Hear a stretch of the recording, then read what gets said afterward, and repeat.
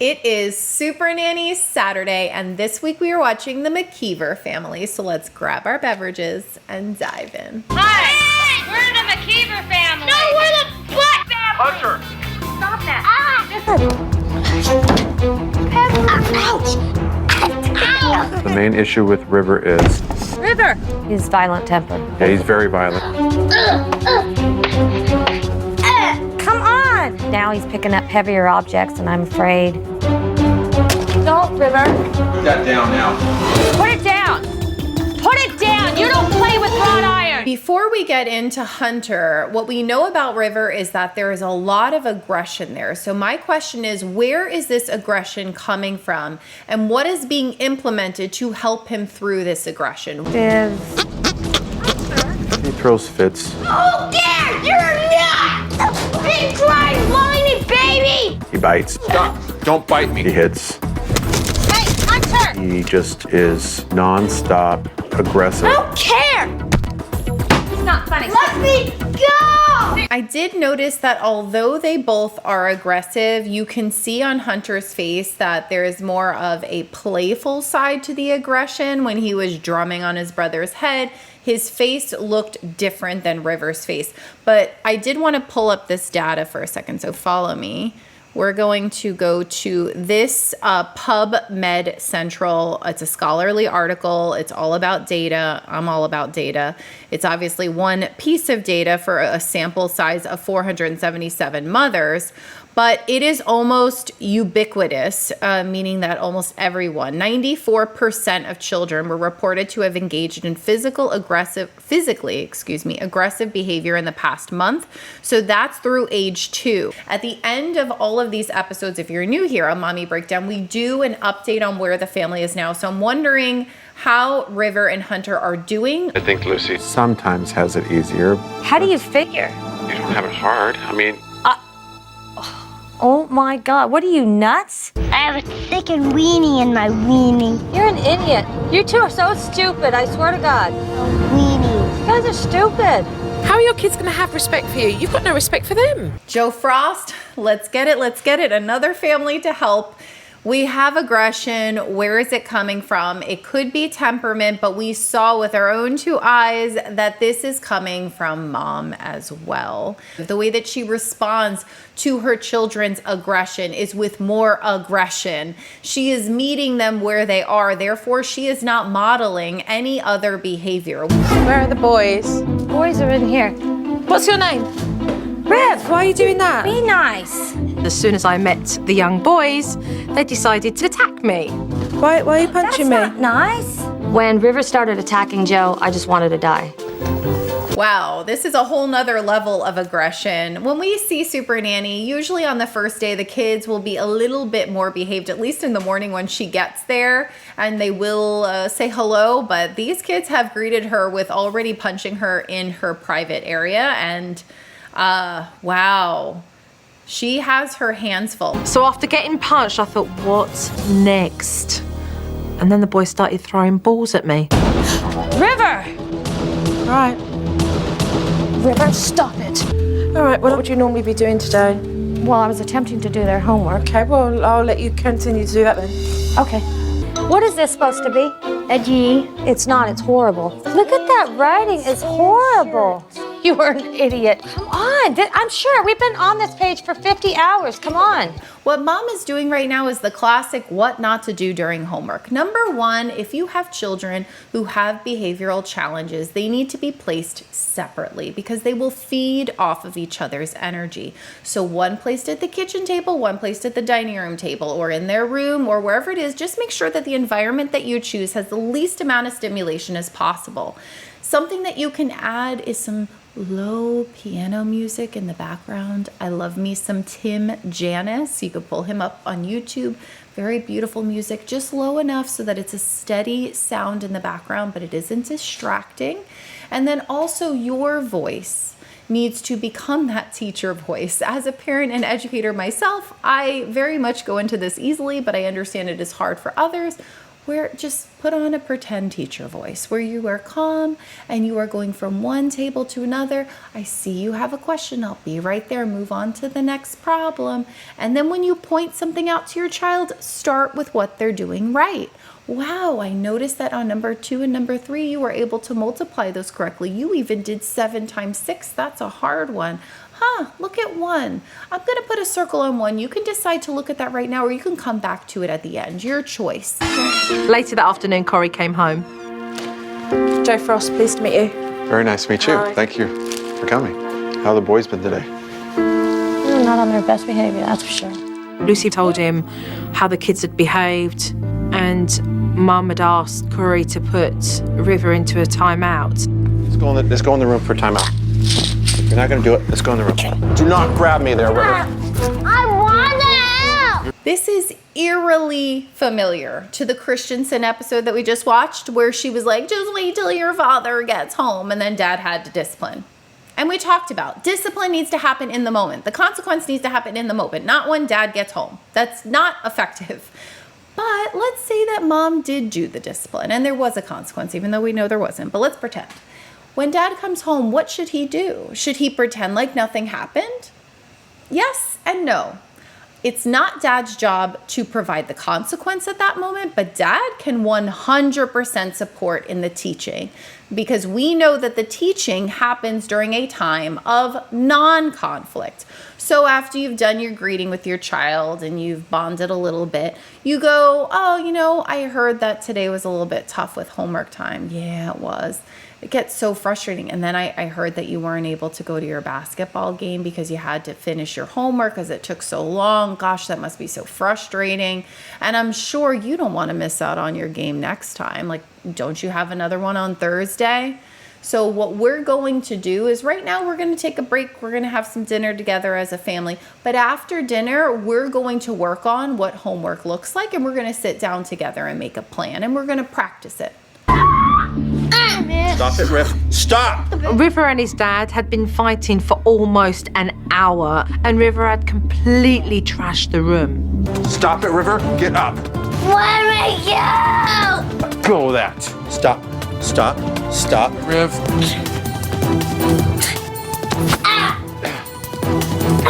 Dang it, River. You're pissing me off. It's abusive. It's hard to watch. It's scary. It evokes all kinds of emotions. And I know that it's very easy for a viewer to watch this and be mad at this child. But this is not this child's fault. This is a good kid having a hard time. Like what Dr. Becky Kennedy says all the time, the author of the book Good Inside. And he really needs guidance. He really needs direction, and he is getting none of it. He is getting a power struggle, a wrestling match. It's not about who's stronger. It's not about who's bigger. Let go of that, Dad. Of course you're bigger and stronger and you can hold him down right now, but for how long? What are you teaching in this moment? Nothing. And we have to, as caregivers, when we are around children and we start implementing things, we have to say, why am I doing this? What is the goal here? Is the goal for me to be all powerful, or is the goal for me to teach my child? Because there's nothing going on.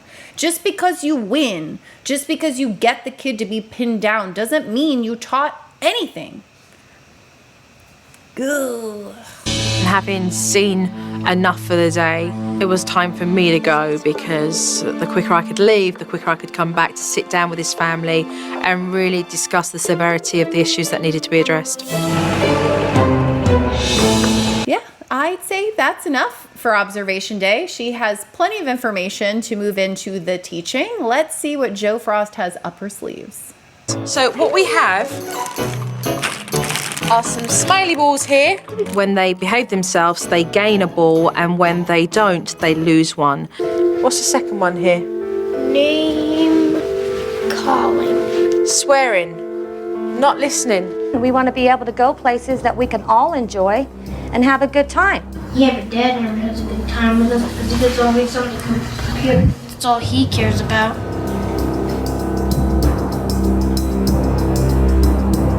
That was unexpected. Not the parts of the rewards and the consequences. We're used to that on Supernanny, but he gets called out by his son of dad isn't here. What can you do in a situation like that? What I would have done is I would have looked at my child and said, I'm so glad that you're sharing with me your feelings. Let's talk about that after we're done with this board. So just because a kid calls you out, you do want them to be able to come to you, but you want to teach them to come to you at an appropriate time. Yeah, I was actually really pissed. I don't want people to see me in this light. I've been hiding all my life. And here is a time, now there's a chance millions of people can see this. All you're thinking about is yourself. You are selfish. And now I am cross with you because there are 2 kids' lives at stake. No, you're right. I understand that. Then stand up and take responsibility for what you chose to have in your life. It's a bloody blessing that you have 2 kids. I do agree with what she's saying, but I don't agree with how she's saying it.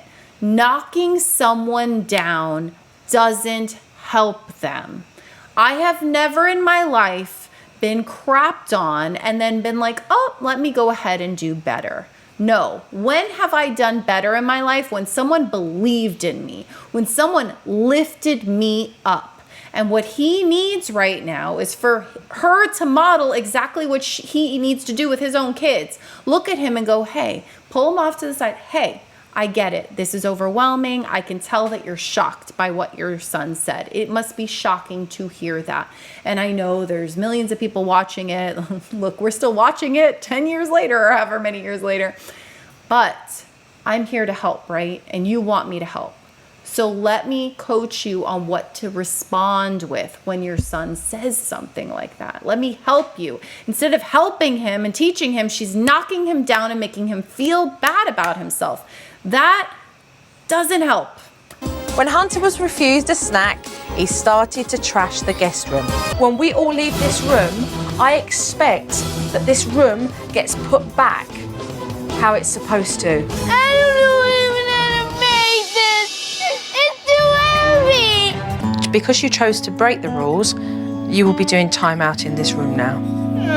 So he sat in time out for 7 minutes. He still was going to lose a privilege ball. This isn't going to go well. I have some thoughts, okay? We just had 3 consequences for a behavior. Number 1, well, actually 4 consequences because he didn't get the snack that he wanted, okay? But then he trashed the room, so we had to clean it up. Then he had to serve his time out, and now he's going to lose a ball, okay? Would you like to be punished 4 times for your behavior? Plus, in all of this, he did not learn how to handle his emotions when he's disappointed.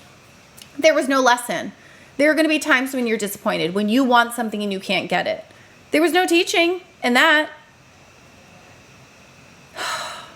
One more chance, please. No, we had a chance.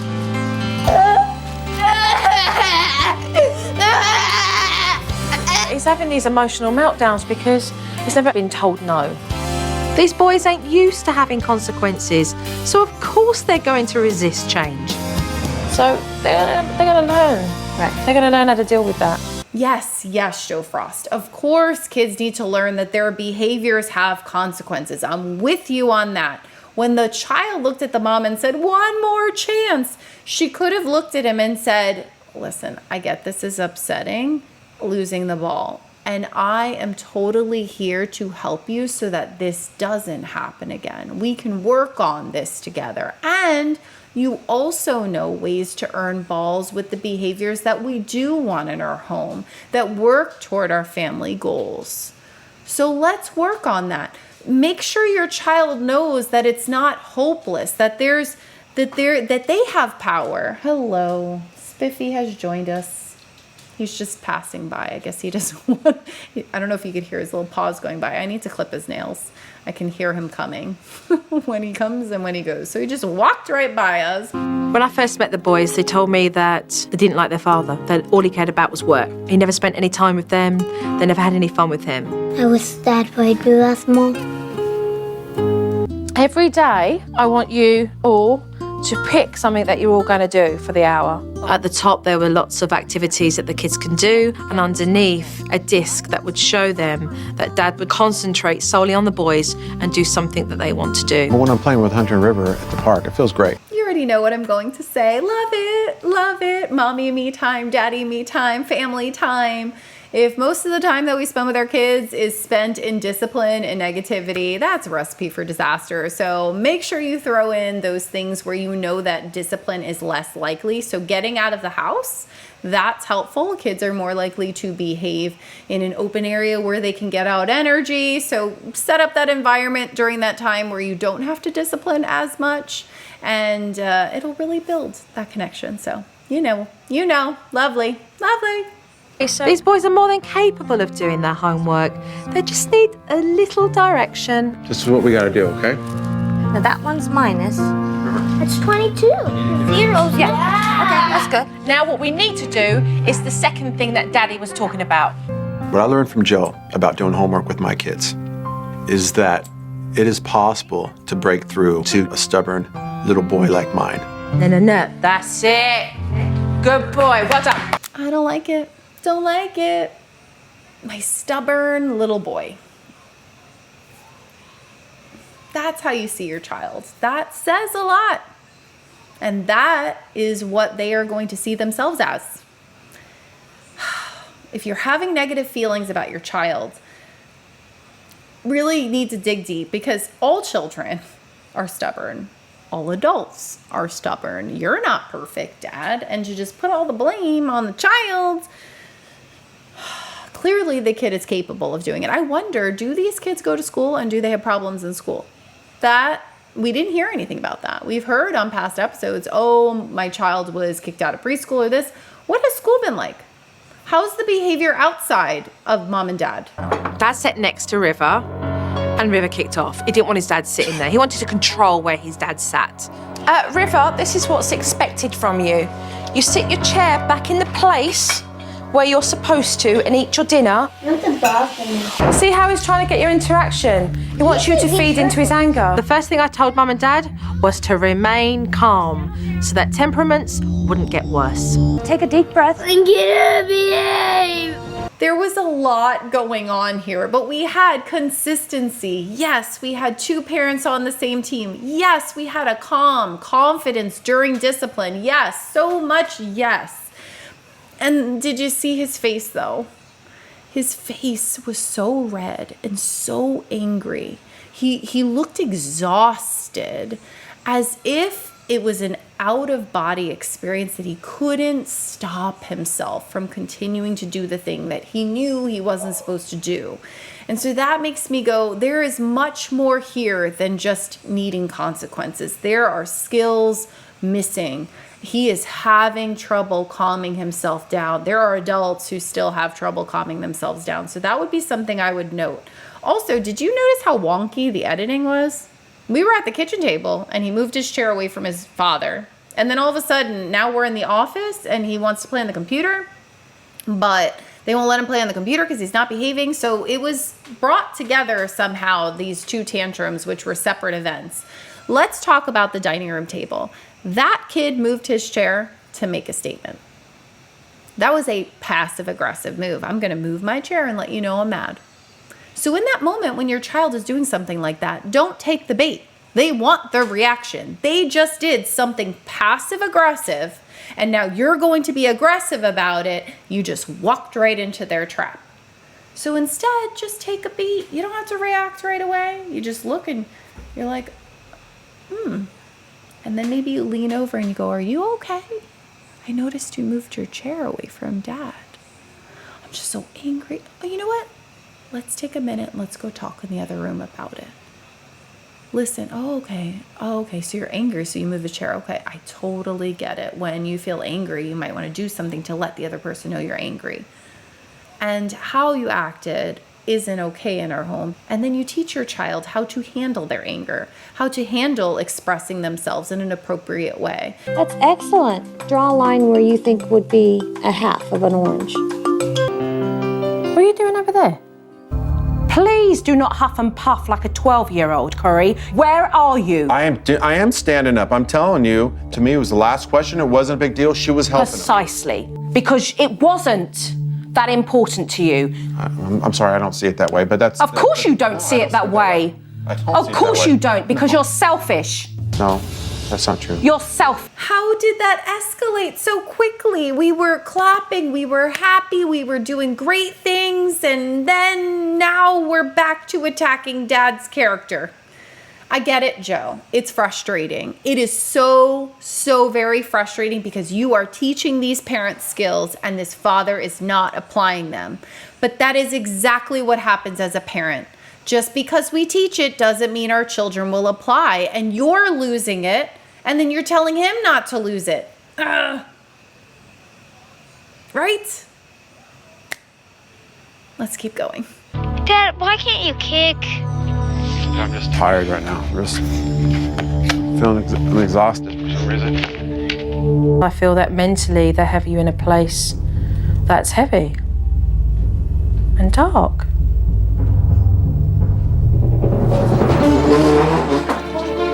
You are not alone. But I just feel like everything's here.